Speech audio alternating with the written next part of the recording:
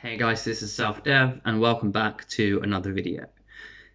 So I wanted to do a video out of many future videos about how to improve and evolve your empathy towards other people and also towards animals and plants and eventually all forms of life. Um, And this video is more simple. It's about how to stop judging other people.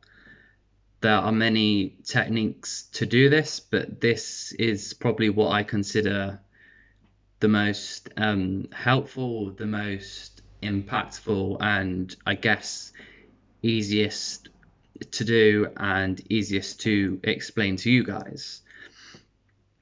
So if you want to stop judging other people, the premise basically is to really imagine and contemplate why they are acting that way, why their personality is like that, why their wants and needs are the way they are, what their life history is, what choices they've made, why they've made those exact choices, why they have emotional reactions that they do. And you could also think about your side of things. You could think about why you clash with them if you do. Although not in all cases do you directly clash with them. You might see someone on the news, or you might hear about someone and you don't like their actions, and you could really contemplate about why you don't like these things. Why do you not like them, and why would other people like them? And what you usually find is if you keep on contemplating and thinking about their life, like this might be easier if it was a celebrity who you could read autobiographies of them or Wikipedia articles about their life history. You can find out what psychologically made them the way they are. Were they, if they're quite narcissistic and you can't stand narcissists, maybe you find out that they were born into a rich family and they were spoiled, and that became their worldview, that became their survival mechanism to survive. They had to act in a narcissistic manner. And what you want to do is you want to place yourself into their shoes and realize why they are the way they are, and how, if you had the exact same life circumstances, then you would have made the same choices because you knew no better. If you consider yourself a good person, which most people seem to do, then you have to understand that you were more fortunate in certain ways than they were. You were more fortunate to maybe experience more painful experiences, and what usually happens with that is it makes you more loving and compassionate. Whereas if you have a life where you get everything you want all the time, then that becomes a norm. And if you have that kind of life and then you end up running into circumstances which prevent you from receiving things or winning in situations, and you aren't able to do those things, then that will really affect your survival agenda. And from the psychologically uneducated perspective, this might look like someone who's just really spoiled, and you could probably laugh at them for acting so ungrateful and selfish and narcissistic. Whereas to them, they have to be that way in order to feel emotionally stable. Whereas your survival agenda is more free in terms of this aspect, this perspective. It's super easier for you to be selfless than it is for them, because you were maybe educated at school, you had the right circles of friends, you had the right upbringing in your family, and they taught you to be selfless, to be kind, and those sorts of things. Yeah, so when it comes to raising empathy, if you want to do that to the extreme and raise your empathy to so much that you will show empathy to literally any sort of person, no matter what their actions are, this is very difficult because of our human ego and what we consider good and bad. And that is essentially how our own ego survives. It is there because if our ego loved so-called evil in the world, then it would feel like we are supporting it or not trying to end it or solve it. And that's why it's so hard to show empathy to what we consider as evil.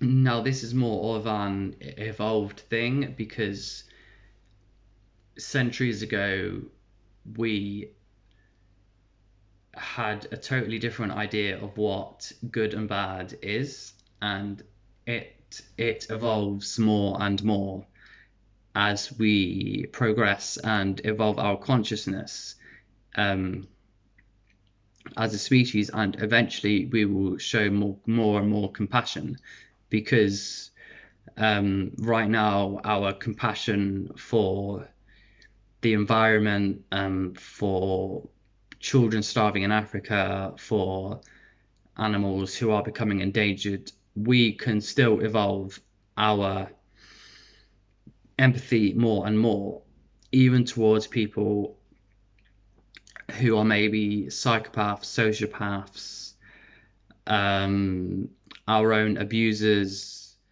pedophiles, rapists, murderers, terrorists. We can increase our empathy towards those kinds of people without supporting their actions. So we can separate their actions from the people themselves. We can find out what exactly has made them turn out to be that way, because there's always something. And that will not only make you more empathetic, it can also make us realize more healthy solutions to solving the problem of these people existing. And the solution is not to just chuck them in prison or kill them or shame them or try to brainwash them and just tell them how evil they are and sick, because that won't usually work. That is fighting fire with fire, and we should treat them as mentally ill patients, and we should work and use whatever psychological tools we have in order to cure them of their psychological illnesses. And this will have so many advantages. We can reduce crime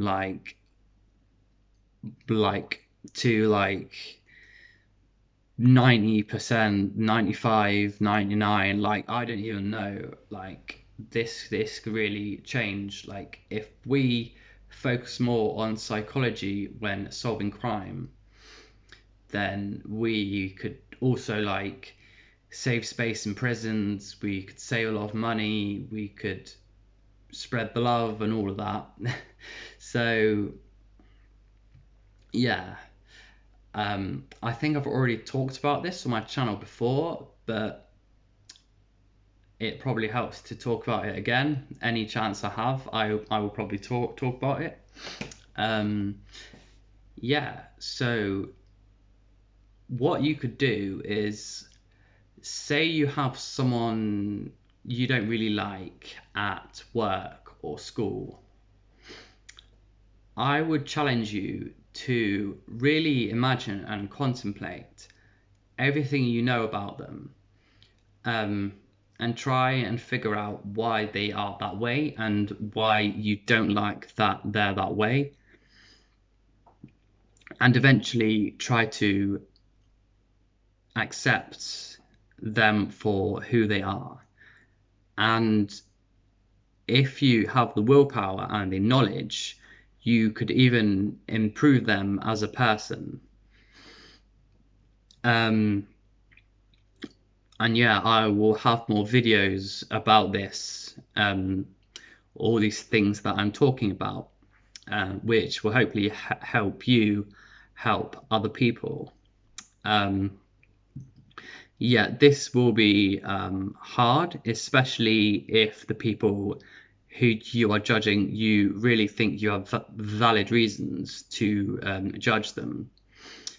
But it will help you release the pressure you have on yourself that there is something wrong in your personal life, and it will make you much more happier if you changed your perspective about how many things in your personal life is wrong. And the more you see your life as perfect the way it is, the happier you will be. And of course, depending on how you react to these people you judge in your personal lives, you could also make their lives happy as well, because you don't know what is happening in someone's head,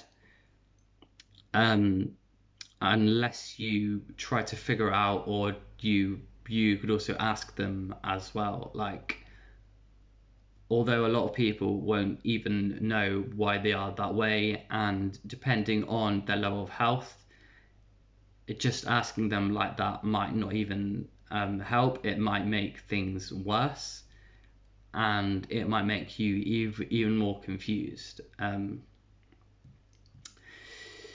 So yeah, people are complicated, and I guess even just realizing that can help you stop judging them. And you probably have your own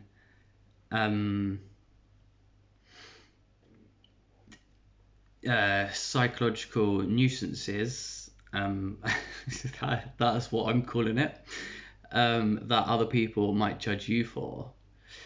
So yeah, no one's perfect, people are complicated, and that's just how people have to be, really. Just try to accept people as much as you can, and you will just improve your life, other people's lives, and yeah, that will be my advice for today. I hope you enjoyed it. As usual, like, comment, subscribe, click the bell, share with whoever you think will find this useful. And yes, I hope you have an awesome day and an amazing life.